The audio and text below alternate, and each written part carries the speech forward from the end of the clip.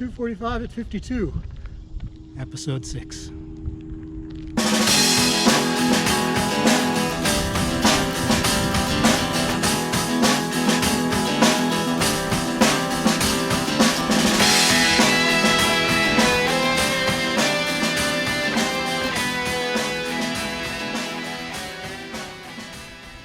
Hey everyone, welcome to DevRunner. My name is Paul. I'm an endurance runner and certified running coach, and this is episode 6 of 2:45 at 52.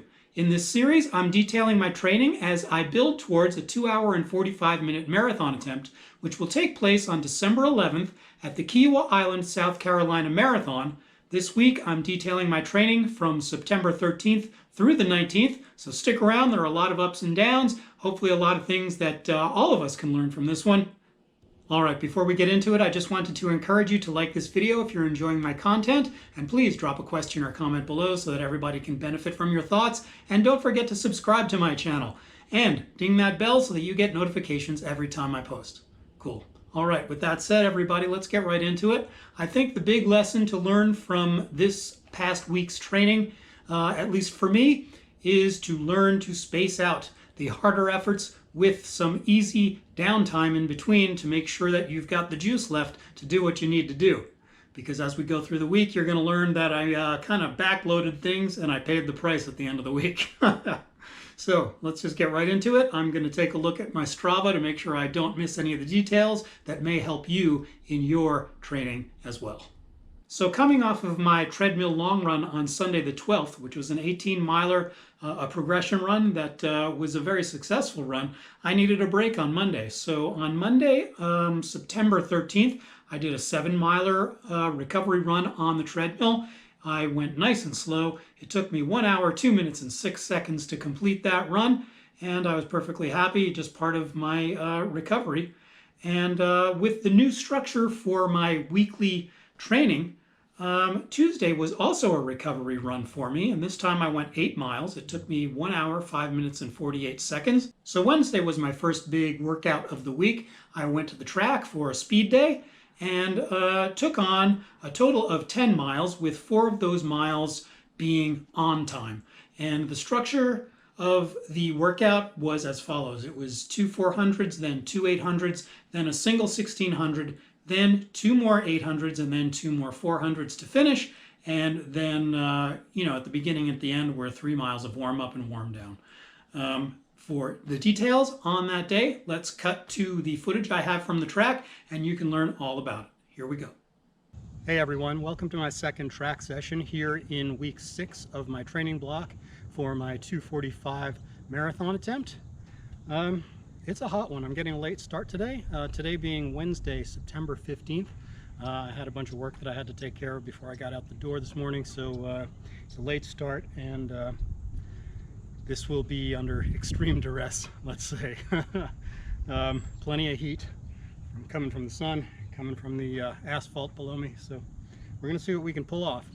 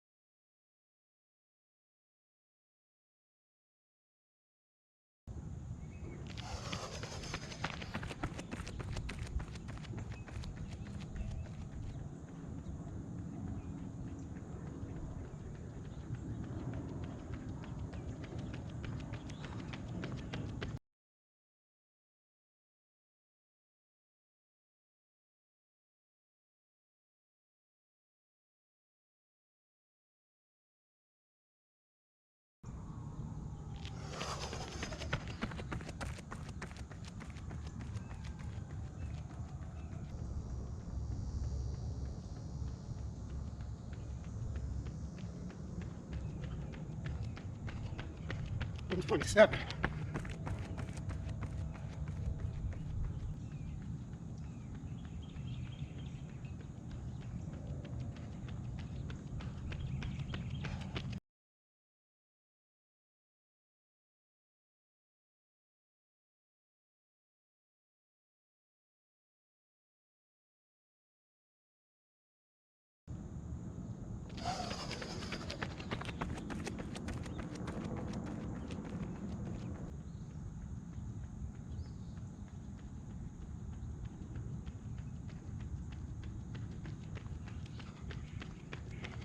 124.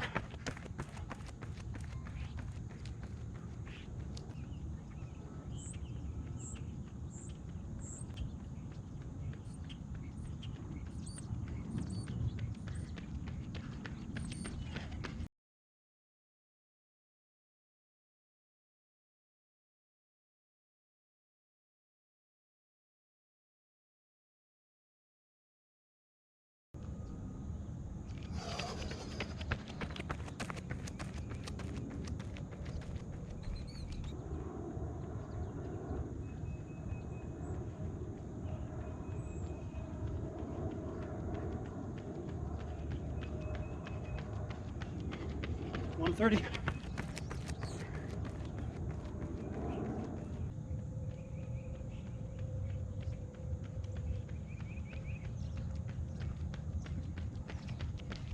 302.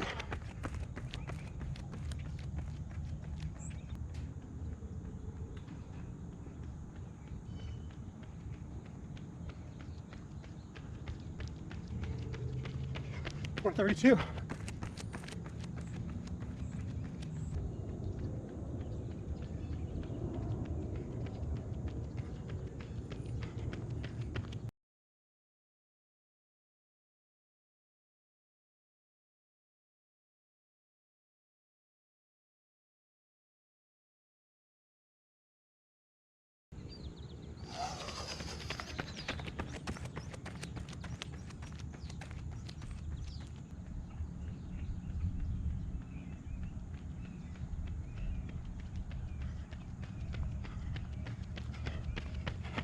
123.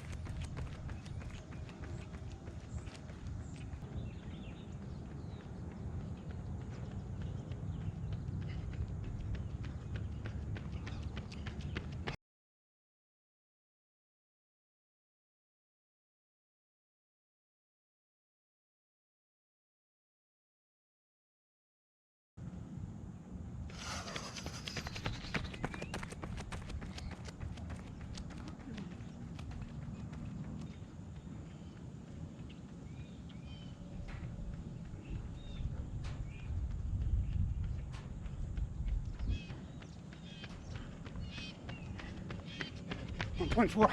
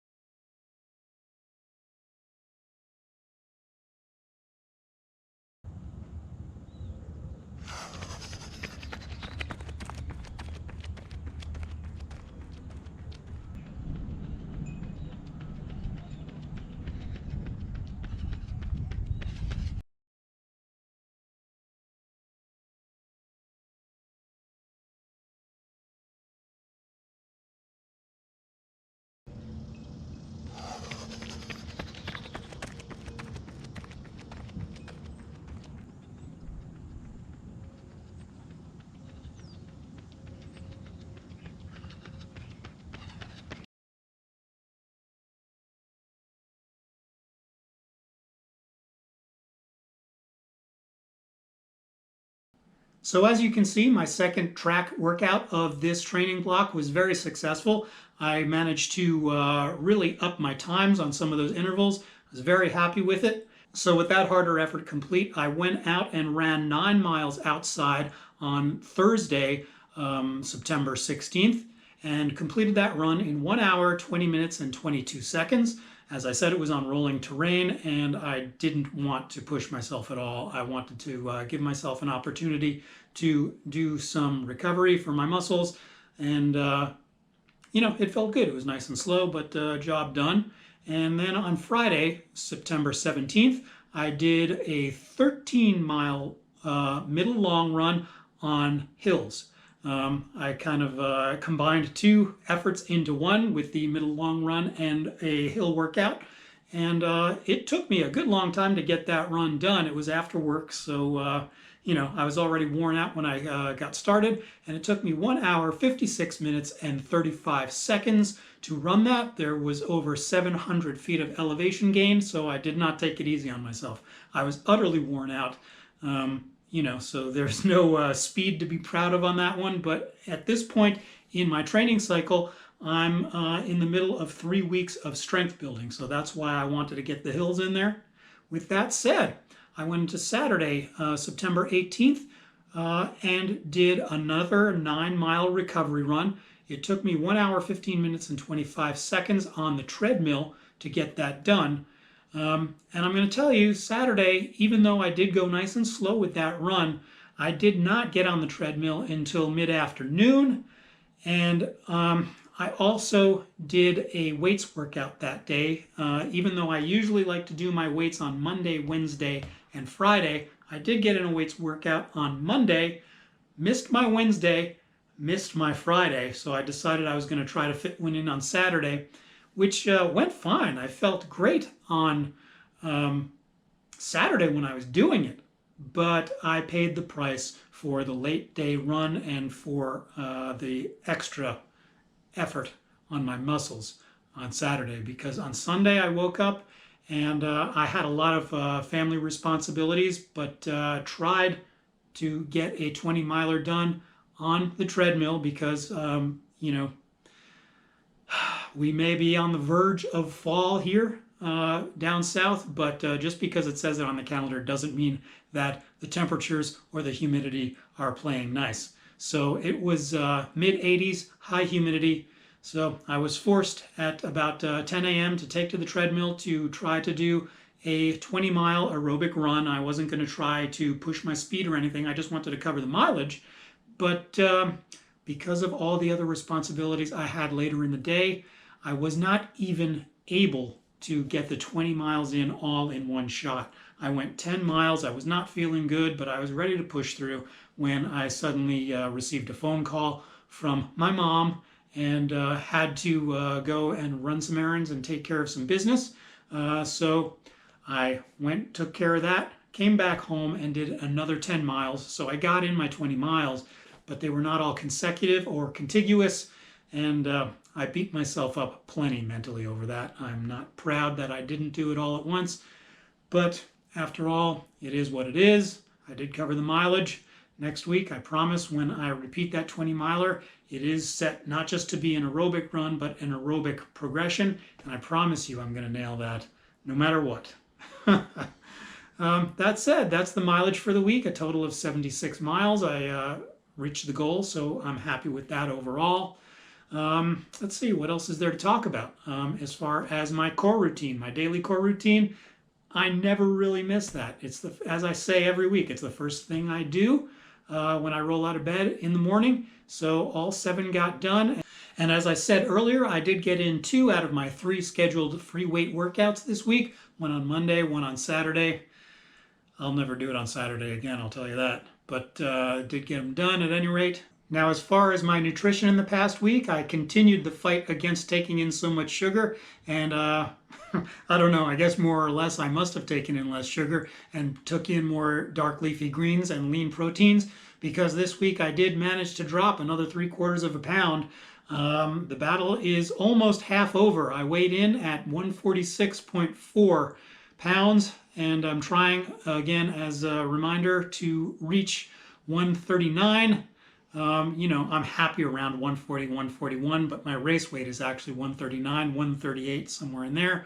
So I'm making slow progress from week to week. I am going to do my best to try to step up the rate of weight loss over the next 2 weeks, because once I start the speed section of this cycle, I really want to be at least at 141 so that I can run faster and, get stronger faster.